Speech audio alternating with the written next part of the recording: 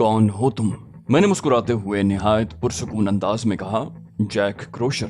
फाखरा याकूबी ने उलझन ज़दा अंदाज में कहा, तुम स्टीफन के ही आदमी हो ना?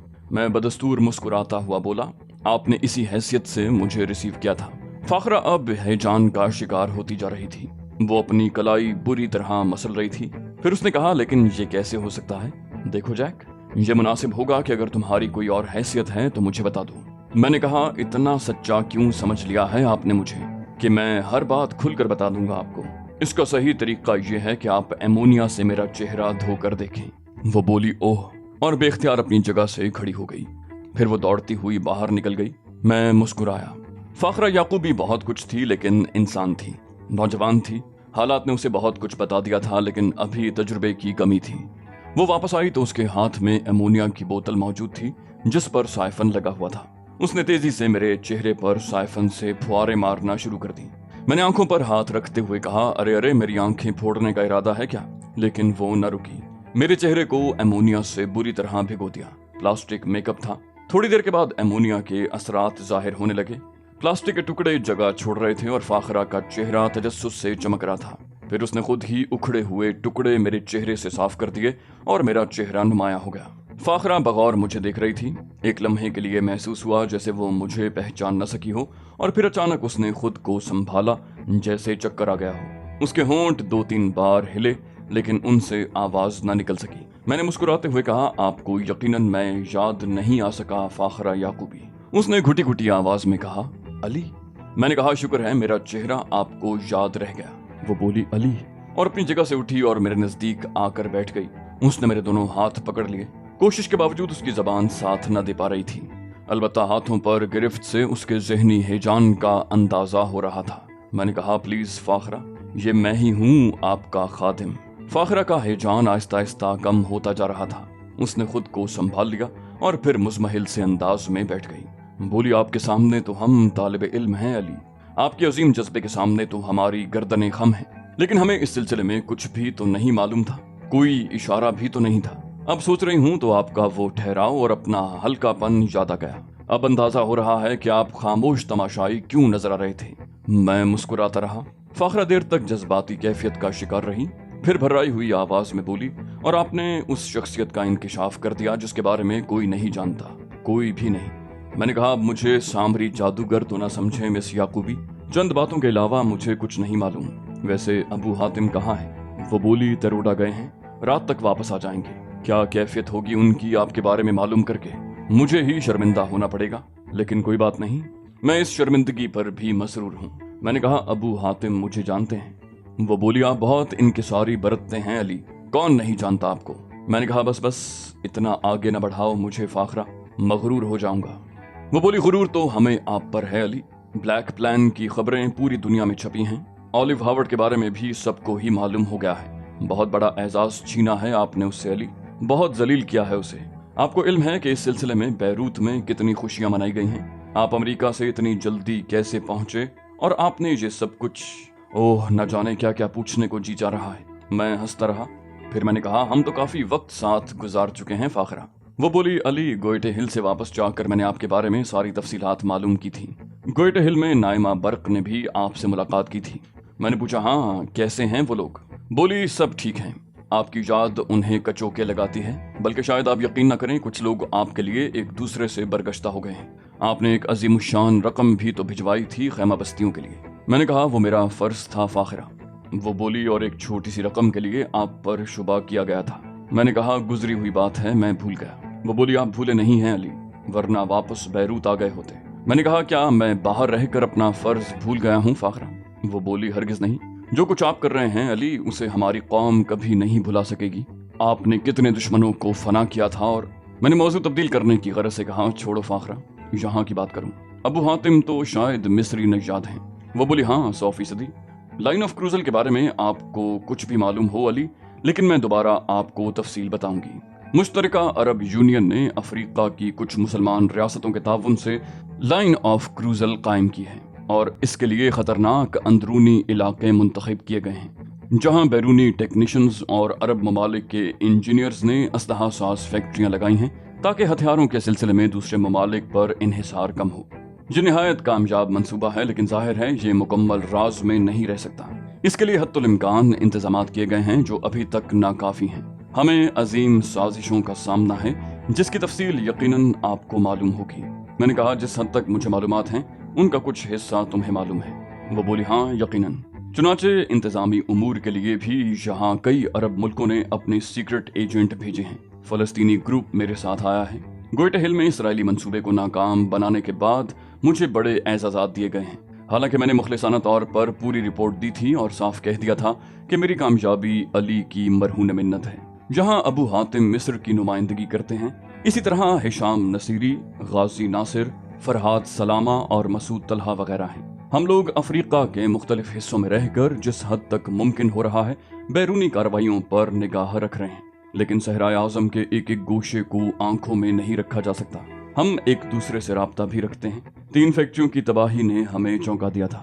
ہر چند کے تحقیقات کے بعد یہی رپورٹ ہے کہ تینوں جگہ اتفاقیہ حادثات ہوئے ہیں، لیکن دل نہیں مانتا، اور ہماری مشترکہ رائے تھی کہ کچھ نہ کچھ ضرور دال میں کالا ہے۔ آہستہ آہستہ اس کے شواہد ملتے گئے، لیکن نہایت مبہم انداز میں۔ ہماری سوچیں گولڈین سپائرو کی حد تک تھیں، لیکن آپ کا انکشاف۔ میں نے پوچھا کیا شواہد تھے فاخرہ؟ وہ بولی پراسرار لوگوں کی پراسرار سرگرمیاں، وہ لڑکی میریا اور اس کے ساتھی۔ میں نے میریا پر براہ راست ہاتھ ڈال کر ایک لمبی چھلانگ لگانے کی کوشش کی تھی اور ان لوگوں کو ٹریس آؤٹ کر لیا تھا جو اس کے ساتھ کام کر رہے تھے، لیکن اس کے چند ساتھی پراسرار طور پر قتل کر دیے گئے، اور مجھے یہ بھی شبہ ہوا کہ میسن اور بیکر بھی کچھ مشتبہ ہو گئے ہیں، اس لیے میں نے انہیں ہلاک کر دیا۔ میں نے مسکراتے ہوئے کہا تو یہ صورتحال ہے؟ وہ بولی ہاں علی، ہماری یہی معلومات ہیں جو آپ کی معلومات کے آگے کچھ بھی نہیں۔ میں نے کہا نہیں فاخرہ، میرے سلسلے میں بہت زیادہ خوش فہمیوں میں مبتلا نہ ہونا، میں بھی ابھی ابتدائی منزلوں میں ہوں۔ ہاں اب کام ذرا بہتر انداز میں شروع ہو جائے گا کیونکہ مجھے اپنے گروہ میں جگہ ضرور مل جائے گی۔ فاخرہ نے نہ سمجھنے والے انداز میں کہا اپنے گروہ میں؟ میں نے کہا کیا میں فلسطینی گروہ میں داخلے کی درخواست پیش کر سکتا ہوں؟ فاخرہ کا چہرہ سرخ ہو گیا۔ بولی آپ مذاق کر رہے ہیں علی؟ میں نے کہا وہ کیوں؟ بولی کیا یہ ممکن ہے؟ کیا یہ ہو سکتا ہے؟ میں نے کہا یہ فیصلہ تو آپ کو کرنا ہے فاخرہ۔ وہ بولی علی آپ مجھے شرمندہ کر رہے ہیں، مجھ پر تو اس تصور سے شادی مرگ کی کیفیت طاری ہو جائے گی کہ آپ پھر میری سرپرستی کریں گے۔ خدا کی قسم اس تصور سے ہی میں خوشی سے کانپ رہی ہوں۔ میں نے کہا تو پھر کانپنا بند کر دیں اور میری درخواست قبول کر لیں۔ بولی میں خود کو آپ کی ماتحتی میں دیکھ کر فخر محسوس کروں گی۔ میں نے کہا یہ غلط ہو جائے گا فاخرہ، مجھے اپنے درمیان ایک گمنام کارکن ہی رہنے دو، اسی میں فائدہ ہے۔ وہ بولی میں نہیں سمجھی۔ میں نے کہا میرا نام منظر عام پر آ گیا تو بہت سے دوسرے لوگ اس طرف چل پڑیں گے جن میں اولیو ہارورڈ سر فہرست ہوگا۔ اس پاگل کو ابھی امریکہ میں ہی بھٹکانا چاہتا ہوں۔ وہ بولی جیسا آپ پسند کریں علی، لیکن آپ کو چھپایا کس طرح جا سکتا ہے؟ میں نے کہا نمایاں کرنے کی بھی کیا ضرورت ہے؟ میں ابھی ابو حاتم کی حد تک اپنا تعارف مناسب سمجھتا ہوں، اگر وہ قابل بھروسہ انسان ہے تو بات زیادہ سے زیادہ اس تک رہنے دو، ورنہ اسے بھی حقیقت نہ بتاؤ، میں یہاں سے فرار ہو جاؤں گا۔ فاخرہ سوچ میں ڈوب گئی، پھر بولی ابو حاتم مخلص اور جری انسان ہے، اگر ہم اس سے یہ راز رکھنے کی درخواست کریں تو وہ ہم سے تعاون کرے گا۔ میں نے کہا میں بھی یہ نہیں چاہتا کہ اسے بعد میں تم سے شکایت ہو جائے اور وہ سوچے کہ تم نے اس پر بھروسہ نہیں کیا۔ وہ بولی خود میرے ذہن میں بھی یہی خیال ہے علی۔ ویسے مکمل اطمینان رکھیں آپ، ابو حاتم کو اگر اس سلسلے میں منع کر دیا جائے گا تو وہ یقیناً ہم سے پورا تعاون کرے گا۔ بہت نفیس طبیعت انسان ہے، کسی حد تک آپ نے بھی اندازہ لگا لیا ہوگا۔ میں نے کہا ہاں، اس کے اندر وحشت نہیں بلکہ سمجھداری ہے۔ میرے ساتھ کچھ اور لوگ بھی یہاں آئے تھے فاخرہ جو مجھ سے بچھڑ گئے ہیں۔ سائیکا مائلر ریڈ پینتھرز نامی ایک گروہ کی سربراہ ہے اور چند افراد کے ساتھ میری مدد کے لیے افریقہ آئی تھی۔ تیروڈا روانہ ہوتے ہوئے میں نے اسے آخری ہدایت دی تھی کہ وہ تیروڈا کی جانب چل پڑے، لیکن اس کے بعد میرا اس سے رابطہ ٹوٹ گیا۔ میری کلائی پر یہ جو گھڑی بندھی ہوئی ہے یہ ٹرانسمیٹر ہے اور اس کے ذریعے ہم ایک دوسرے سے رابطہ قائم رکھتے ہیں، لیکن اب دوسری طرف سے سگنل ملنا بند ہو گئے ہیں۔ مجھے خطرہ ہے کہ کہیں وہ دشمنوں کے ہاتھوں میں نہ پھنس گئی ہو۔ اس دوران سب سے زیادہ وہی بیچاری نقصان اٹھاتی رہی ہے۔ مختصر میں تمہیں اس پروگرام میں اپنی شمولیت کی تفصیل بھی بتا دوں فاخرہ، میرے کچھ کرم فرما، مثلا وہ لوگ جو مائل جوشیو کے کیس میں میری معاونت سے اپنے مقصد کے حصول میں کامیاب ہوئے تھے، دراصل فلسطینی مقاصد کے حامی لوگ ہیں۔ ان کا تعلق حالانکہ ایک غیر اسلامی ملک سے ہے، لیکن فلسطینی معاملات میں وہ اتنے ہی سرگرم ہیں جتنے ہم لوگ۔ اور سائیکا مائلر اور دارینا ہارڈو ہی نے میری رہنمائی اسٹیفن براکوٹا کی جانب کی تھی، اور انہی کے تعاون سے میں یہاں تک پہنچنے میں کامیاب ہو سکا ہوں۔ साइका माइलर तो मेरे साथ सफर करती हुई यहाँ तक भी आई है। मैंने उसे इसीलिए अपने आप से दूर रखा कि मैं अपने तौर पर आजादाना काम कर सकूं, लेकिन उसकी गुमशुदगी मेरे लिए बहरहाल परेशान कुन है। उसने पूछा कितने अफराद हैं वो? मैंने कहा काफी हैं, उनमें से कुछ जिंदगी से हाथ धो बैठे हैं, लेकिन मैं साइका माइलर के लिए खास तौर पर मुतरद्दद हूँ। वो बोली, फिक्र न करो अली, बेशुमार अफराद उस लड़की की तलाश में फैल जाएंगे। इस परेशानी को अपने जहन से निकाल दें। ये जिम्मेदारी आप मेरे सुपुर्द कर दें, उन्हें तलाश करके बहुत जल्द आप तक पहुंचा दिया जाएगा। मैंने कहा गुड। जैक क्रोशर के सिलसिले में तुम्हारे जहन में यकीनन कुछ सवालात होंगे, तो उसकी मुख्तसर कहानी भी मैं तुम्हें सुनाई देता हूँ। और मैंने खुद को जैक क्रोशर के रूप में लाने की तफसील फाखरा याकूबी को सुना दी।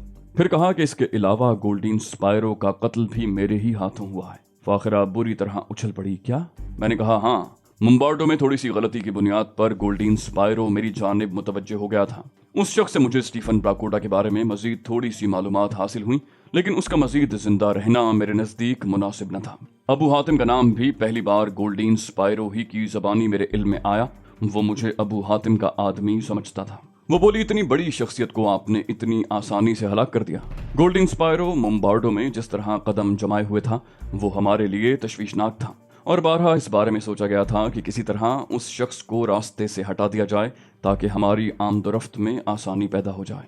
गाजी नासिर खास तौर से गोल्डीन स्पायरो के कत्ल से खुश है, और उसने एक मीटिंग के दौरान कहा था कि जिस शख्स ने ये कार्रवाई की है उसने बिलाशुबा हमारे मिशन पर एहसान किया है। बेचारा गाजी नासिर भला ये बात कहाँ जानता था कि एहसान करने वाला वही शख्स है जो मुसलसल हम पर एहसान किए जा रहा है। मैंने कहा, बार बार इन बातों का तस्करा करके मुझे शर्मिंदा न करो फाखरा। बहरहाल अब तमाम सूरत हाल तुम्हारे इल्म में आ गई है, और आइंदा इक़दामात के लिए हमें बहुत सोच समझ कर फैसले करने हैं। अबू हातिम आ जाए तो मुझे उसके बारे में इत्तला फौरी तौर पर देना। वो बोली, बिल्कुल, अब आप आराम करें, हमारे दरमियान तवील गुफ्तगू हो चुकी है।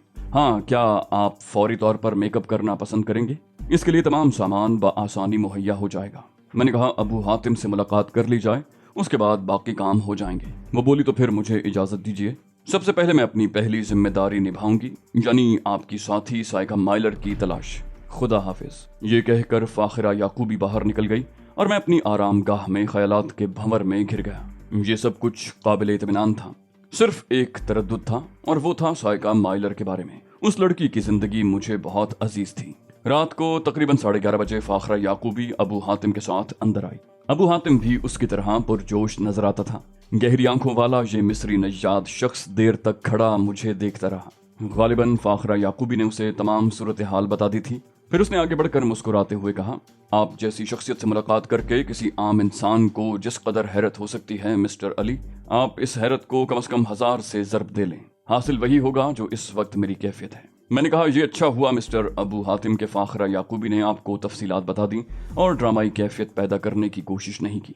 क्या बाकी सूरत हाल भी आपके इल्म में आ चुकी है? वो बोला, हाँ, तकरीबन आपसे मुताल्लिक सब कुछ। फाखरा बहुत ज्यादा जज्बाती हो रही है। इन्होंने इस बरकरफ्तारी से मुझे ये सारे वाकयात सुनाए कि इब्तिदा में तो खुद मेरी अक्ल भी मेरा साथ नहीं दे सकी। फिर बमुश्किल तमाम मैंने अपने आप को संभाला। मैं आपसे मुत्तफिक हूँ अली, और एक बात का आपको यकीन दिलाता हूँ कि ये बात सिर्फ हम दोनों के दरमियान रहेगी कि हमारे साथ हमारी रहनुमाई करने वाला अली जार खान है। मैंने कहा, बहुत शुक्रिया अबू हातिम, ये सिर्फ आप लोगों की मोहब्बत है कि आपने मुझे इतना बड़ा मकाम दे दिया है। हम दूसरी बातों में वक्त जाया करने की बजाय काम की बातों पर आ जाते हैं। आपने तेरोडा में स्टीफन ब्राकोडा के बारे में तहकीकात कर ली हैं? मैंने कहा, मुम्बार्डो से मौसूल शुदा रिपोर्ट वसूल करके ही मैं यहाँ तक पहुँचा हूँ। बिलाशुबा इन हालात में स्टीफन ब्राकोडा की यहाँ मौजूदगी तस्लीम की जा सकती है, और अब तो वो यकीन की हद में दाखिल हो गई है, क्योंकि पहले हमें आपकी शख्सियत का इल्म नहीं था। स्टीफन ब्राकोडा के बारे में जो मालूमात मुझे हासिल हुई हैं वो पेश करना चाहता हूँ। मैंने कहा, लाइन ऑफ क्रूजल में उसकी मौजूदगी के बारे में क्या रिपोर्ट है? मैं सिर्फ ये बात जानने का ख्वाहिशमंद हूँ अबू हातिम, इस सिलसिले में आप मेरी कुछ मदद कर सकते हैं। वो बोला, सवाल ही नहीं पैदा होता मिस्टर अली, हम तो अभी इस बात से ही वाकिफ नहीं थे कि वो यहाँ मौजूद है। आपको तमाम तर जिम्मेदारियां संभालना होंगी। अगर आप चाहें तो हम आपको यहाँ मौजूद तमाम ग्रुप्स का कंट्रोलर बना सकते हैं। मैंने कहा, मैं अर्ज कर चुका हूँ कि अभी मैं ज्यादा उलझने नहीं पालना चाहता। हाँ, अगर आने वाले वक्त में इसकी जरूरत महसूस हुई तो फिर मैं अपने आप को सामने लाकर अपने दुश्मनों को चौकन्ना करने की कोशिश करूंगा ताकि वो अपनी कार्रवाइयों का रुख तब्दील करें और मुझे उनकी तलाश में आसानी हो। लेकिन अभी मैं एक गुमनाम आदमी की हैसियत से फाखरा याकूबी के साथ चंद छोटे मोटे काम करना चाहता हूँ। वो बोला, हम सब आपके साथ मुकम्मल ताउन करने के लिए बसर व चश्म हाजिर हैं मिस्टर अली। आप यकीन करें कि जहाँ हमारी ख्वाहिश मुखलिसाना तौर पर यही थी कि अरब मुश्तरका तंजीम जिसने पहली बार ये मुस्तहसन कदम उठाया है पूरे एतमाद के साथ अपने मिशन को आगे बढ़ाने में कामयाब हो जाए, और इसके लिए हमारी अपनी कोई अना नहीं, हमें सिर्फ अपने दुश्मनों के खिलाफ नबर्द आज़मा रहना है और यही हमारा सबसे बड़ा मकसद है। मैंने कहा, इसमें मैं आपके साथ हूँ अबू हातिम। काफ़ी देर तक अबू हातिम अपनी हैरत और अकीदत का इजहार करता रहा, मुझसे सवालात करता रहा। चूंकि फाखरा याकूबी ने उसे तमाम तफसीलात बता दी थी, इसलिए उनकी रोशनी में भी उसने चंद सवालात किए और फिर मुझे आराम करने के लिए छोड़ दिया गया। उस रात काफ़ी देर तक मैं मौजूदा सूरत हाल के बारे में सोचता रहा था। बिलाशुबा बड़ी जिम्मेदारी थी, लेकिन सवाल ये पैदा होता था कि उसे पूरा करने के लिए क्या इक़दामात किए जाएं। साइका माइलर की बज़ाहिर अब कोई ज़रूरत नहीं थी, लेकिन सबसे बड़ी बात तो यही थी कि कम से कम उसकी खैरियत तो मालूम हो जाए, ये तो पता चल जाए कि वो किन हालात में है और उसकी मौजूदा पोजीशन क्या है। दूसरे दिन भी कई मुलाकातें उन लोगों से हुई। अबू हातिम ने मुझे बताया कि साइका माइलर की तलाश के लिए उन तमाम रास्तों की छानबीन की जा रही है जो उसकी गुजरगाह थे, और बहुत जल्द यकीनन कुछ न कुछ पता चल जाएगा। मैं खामोश रहा। 3 दिन इसी जगह गुजर गए। साइका माइलर या उसके साथियों की तलाश में मुकम्मल तौर पर नाकामी हुई थी। ट्रांसमीटर तो मुकम्मल तौर पर ही डेड हो गया था। यूं लगता था जैसे दूसरी तरफ के ट्रांसमीटर्स जाया कर दिए गए हों। 3 दिन के बाद मैंने जहन से साइका माइलर का ख्याल निकाल दिया और ये तसव्वुर कर लिया कि या तो वो मर चुकी है या फिर किसी ऐसी मुसीबत का शिकार हो गई है जिसके बारे में पता लगाना तकरीबन नामुमकिन है। साइका माइलर की वजह से मैं अपने इस मिशन को पसे पुश्त नहीं डाल सकता था।